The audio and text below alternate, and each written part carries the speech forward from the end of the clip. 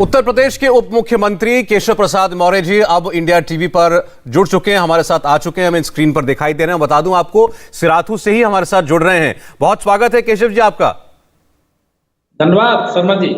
जी, और आज आपका हमने नॉमिनेशन देखा, बड़े जलवा जलाल के साथ राष्ट्रीय अध्यक्ष आपकी पार्टी के आपके साथ थे और बहुत शान के साथ आज आपका नॉमिनेशन हुआ है।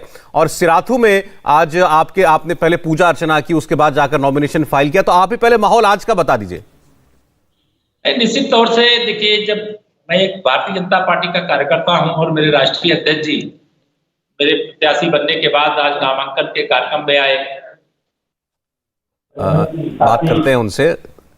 अनुप्रिया पटेल जी भी आई, तो आज निश्चित तौर से खुशी का दिन है और मेरे लिए भी, मेरी पार्टी के लिए भी, मेरे सिराथू विधानसभा और जनपद कौशाम्बी के लिए आज का दिन निश्चित तौर से भाजपा गठबंधन के लिए सबसे महत्वपूर्ण दिन है और निश्चित तौर से इसका परिणाम अच्छा होगा और हम एक बार फिर से कौशाम्बी की तीनों सीटें अपने गठबंधन साथी के साथ जीत जाएंगे। मैं मौर्य साहब आपसे चुनाव से जुड़ी बहुत सारी बातें करना चाहता हूं, लेकिन पहले जो अभी एक घटना हुई है उसके बारे में आपके विचार जानने हैं मुझे। असदुद्दीन ओवैसी की गाड़ी पर गोली चली है दिल्ली से, मेरठ से दिल्ली आते हुए। अभी शायद आपने वो खबर में देखा हो और सीरियस बात है। पुलिस ने भी कहा 3-4 राउंड फायरिंग हुई है, तो वो कह रहे हैं इसकी बड़ी निष्पक्ष जांच होनी चाहिए, ऐसी उनकी मांग है राज्य और केंद्र सरकार से।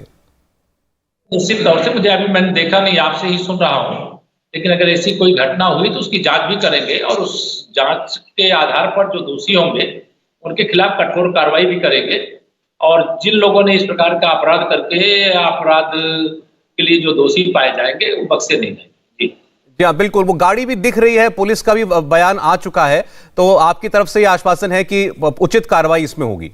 देखिए, उत्तर प्रदेश मतलब सुरक्षित प्रदेश है और इस सुरक्षित प्रदेश में इस प्रकार की अराजकता किसने किया है उसकी जांच करके निश्चित तौर से उसके जो दोषी होंगे उनके खिलाफ कठोर से कठोर कार्रवाई की जाएगी। यहाँ कानून का राज है, जंगल राज नहीं। जी ठीक है। मैं अब आपसे बात करूं लॉ एंड ऑर्डर की, क्योंकि अब उनको मौका मिला है। अब तो वो ये कहेंगे कि कैसा लॉ एंड ऑर्डर है उत्तर प्रदेश में। अगर वो कह रहे हैं 4 बार के एमपी, 2 बार के विधायक के ऊपर, पार्टी के अध्यक्ष के ऊपर अगर गोली चलती है तो बीजेपी कैसे दावा कर सकती है कि आपने अपराध मुक्त प्रदेश बना दिया है? शर्मा जी, जांच होने दीजिए। हमारे प्रदेश में अगर कोई अपराध, हम ये नहीं कह रहे हैं कि कोई अपराध नहीं यूपी में हो रहे हैं, कोई अपराध करेगा तो वो बच नहीं पाएगा। यह उत्तर प्रदेश की कानून व्यवस्था का संदेश है और चाहे वहां भारतीय जनता पार्टी के विपक्ष का कोई भी दल हो या भाजपा का कोई मतलब पार्टी का कोई कार्यकर्ता हमारा हो, किसी के साथ कोई घटना घट जाती है उसकी जांच होती है। जो जांच के दोषी होते हैं उनके खिलाफ कठोर से कठोर कार्रवाई की जाती है। इस मामले की जांच होगी, प्रतीक्षा करें और हो सकता है कि जल्दी पुलिस इस घटना के दोषियों को पकड़ ले और उनके खिलाफ कठोर कार्रवाई हो। जी, अब सर जो कुछ बयान अभी चल रहे हैं मुख्यमंत्री के खास तौर पर, और आप भी बड़े तीखे ट्वीट आजकल कर रहे हैं, तो मुख्यमंत्री बार बार कह रहे हैं गर्मी उतार देंगे 10 मार्च के बाद। आप उसका जवाब पलट करके अब अखिलेश यादव और जयंत चौधरी भी दे रहे हैं। तो सब ये पूछ रहे हैं कि मुख्यमंत्री किसकी गर्मी उतारने की बात कर रहे हैं? देखिए, जो अपराध करते हैं, जो गुंडाई करते हैं, जो माफियागिरी करते हैं, जो यूपी के लोगों को यूपी छोड़ करके भाग जाने के लिए विवश करते हैं, जो भ्रष्टाचार करते हैं, जो अत्याचार करते हैं, जो दंगा करते हैं, ऐसे लोगों के बारे में मैं समझता हूं मुख्यमंत्री जी ने कहा होगा और ऐसे लोगों के बारे में कहना हमारी जिम्मेदारी है और कार्रवाई करके हमने दिखाया है 5 सालों में कि अगर किसी ने भी उत्तर प्रदेश के अंदर दहशतगर्दी पैदा करने की कोशिश की, गुंडागर्दी करने की कोशिश की, जमीन मकान दुकान कब्जा करने की कोशिश की, उसके खिलाफ कार्रवाई हुई है। मैं समझता हूँ माननीय मुख्यमंत्री जी का यही संकेत रहा होगा और जिससे समाजवादी पार्टी के गुंडे बौखला गए होंगे, उनके सरदार श्री अखिलेश यादव जी को जरा इससे ज्यादा परेशानी हुई होगी। आपने भी ट्वीट किया था अभी कुछ वक्त पहले ना, अपराधी, दंगावादी, गुंडागर्दी, जातिवादी, अवैध कब्जावादी, आतंकवादी, जिन्नावादी is equal to Shri Akhilesh Yadav की पार्टी, यही है समाजवादी। इतने सारे आपने विशेषण लगा दिए उनकी पार्टी के आगे। विशेषण नहीं लगा दिया, वो इतिहास के पन्नों में दर्ज है उनका ये जो कारनामा है, जो उनके कारनामे हैं, उन कारनामों को याद दिलाना चुनाव के समय ये हमारी जिम्मेदारी है। इसलिए मैं ये बात कहता हूं कि भारतीय जनता पार्टी यूपी के 24 करोड़ लोगों के जीवन में खुशहाली लाने, विकास करने और उनकी सुरक्षा करने की गारंटी।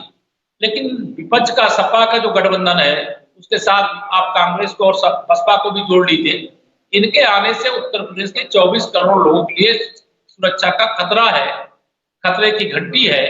इसीलिए भाजपा को लोगों ने चुना है 2014 में केंद्र में सरकार बनाने के लिए, 17 में प्रदेश में सरकार बनाने के लिए, 19 में फिर केंद्र में सरकार बनाने के लिए और 22 में फिर उत्तर प्रदेश में सरकार बनाने के लिए जनता अपना आशीर्वाद देना चाहती है और हम 300 से ज्यादा सीटें फिर जीतने जा रहे हैं। जी जी, अब केशव जी, अब मैं आपसे 3 सीटों की बात करना चाहता हूं जिनकी सबसे ज्यादा चर्चा है। एक तो आपकी खुद की सीट सिराथू, दूसरी है मुख्यमंत्री योगी आदित्यनाथ जी जहां चुनाव लड़ेंगे गोरखपुर, जहां कल नॉमिनेशन है उनका, और तीसरी जहां से अखिलेश यादव जी चुनाव लड़ रहे हैं करहल।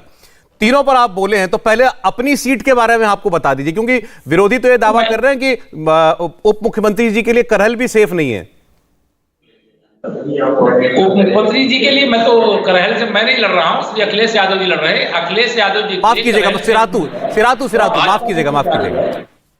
जहां तक सिराथू की बात है, तो सिराथू में मैंने कहा है श्री अखिलेश यादव जी को अगर किसी को और भेजने की जगह वो स्वयं आकर के सिराथू से नामांकन करें, चुनाव लड़े और उस सुरक्षा की गारंटी। जी अच्छा, और करहल के बारे में क्या कहेंगे आप? अखिलेश यादव जी की सीट के बारे में क्या कहेंगे? आपने कहा वहां भी कमल खिलाएंगे। करहल सहित मैनपुरी की चारों सीटों पर भाजपा का कमल खिलेगा। इस बार ही तो उनको पता चलेगा कि जनता की ताकत क्या होती है, मतदाता की ताकत क्या होती है।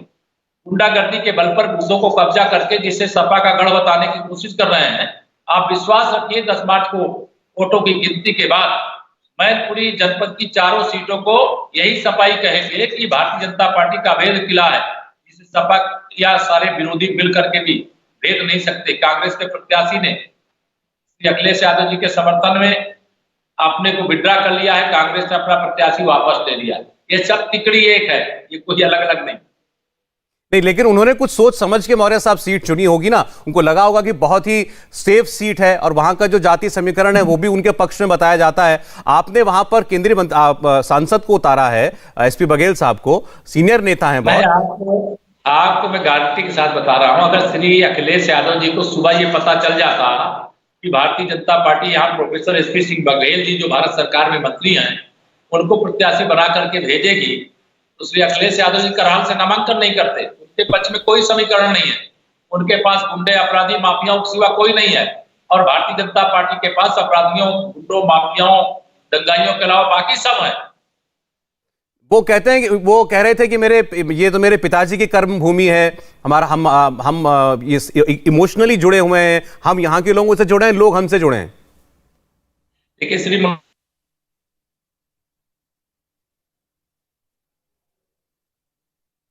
50,000 से जीते हैं 2019 का लोकसभा चुनाव, और बसपा भी उनके गठबंधन का हिस्सा थी, कांग्रेस का भी समर्थन उन्हें प्राप्त था। तब 50,000 के अंतर से भाजपा वहां पर हारी है। उनका गढ़ होता तो इतनी वोट हमें कैसे मिलते?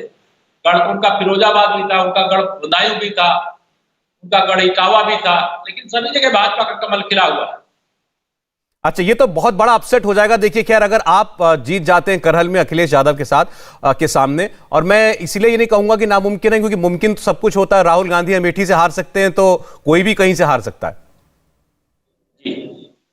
अच्छा, अब भाजपा की लहर चल रही है, तेज लहर चल रही है, और जनता पूरी तरह से मन बना चुकी है कि डबल इंजन की सरकार के माध्यम से यूपी की 24 करोड़ जनता के जीवन में खुशहाली आ रही है, विकास हो रहा है, लोगों को सुरक्षा मिल रही है, नौजवानों को भ्रष्टाचार मुक्त रोजगार मिल रहा है, नौकरियां मिल रही हैं, माता बहनों की सुरक्षा के साथ साथ उनका सशक्तिकरण हो रहा है, सभी क्षेत्रों में काम हो रहा है, बिजली, सड़क, पानी, कानून व्यवस्था, हर चुनाव का मुद्दा होता था।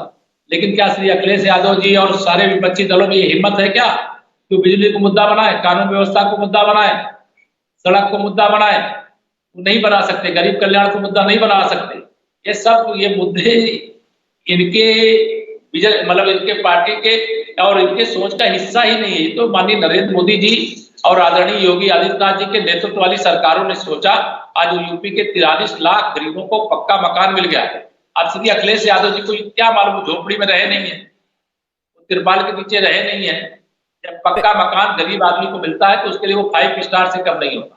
नहीं, वो देखिए 3 वादे कर रहे हैं, उनको यकीन है कि मेरे 3 वादों पर जनता मेरा साथ देगी। एक तो 300 यूनिट फ्री बिजली, सिंचाई के लिए फ्री बिजली, और दूसरा वो कहते हैं पुरानी पेंशन सरकारी कर्मचारियों की बहाल करेंगे। देखिए, दोनों बातों को मैं बता रहा हूँ। श्री अखिलेश यादव जी जब सरकार में थे, इनके शासन काल में लोग बिजली के जो 11,000 वोल्ट की तारें थी उस पर कपड़े सुखवाते थे, मतलब बिजली नहीं आती थी।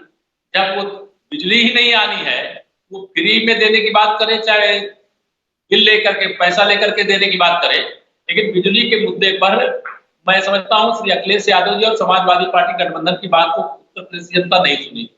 जहां तक दूसरा पेंशन का विषय है, इसे लागू किसने किया था? श्री मुलायम सिंह यादव जी जब मुख्यमंत्री थे उस समय लागू हुआ था। ये झूठ बोल करके, गुमराह करके लोगों को यह सोच रहे हैं कि लोग भ्रमित हो जाएंगे और उनको वोट दे देंगे। सबको अपना जीवन प्यारा है, अपने परिवार के सदस्यों की सुरक्षा प्यारी है, विकास प्यारा है। वो भाजपा कर रही है, भाजपा ही करेगी। जी केशव जी, बहुत धन्यवाद आपका, आपने हमें समय दिया। और चुनाव में हम समझते हैं आप बहुत व्यस्त होंगे। बहुत बहुत धन्यवाद आपका, शुभकामनाएं आपको। इंडिया टीवी हर वक्त हर जगह डाउनलोड करने के लिए सर्च करें India TV news Google play store या ऐप स्टोर पर।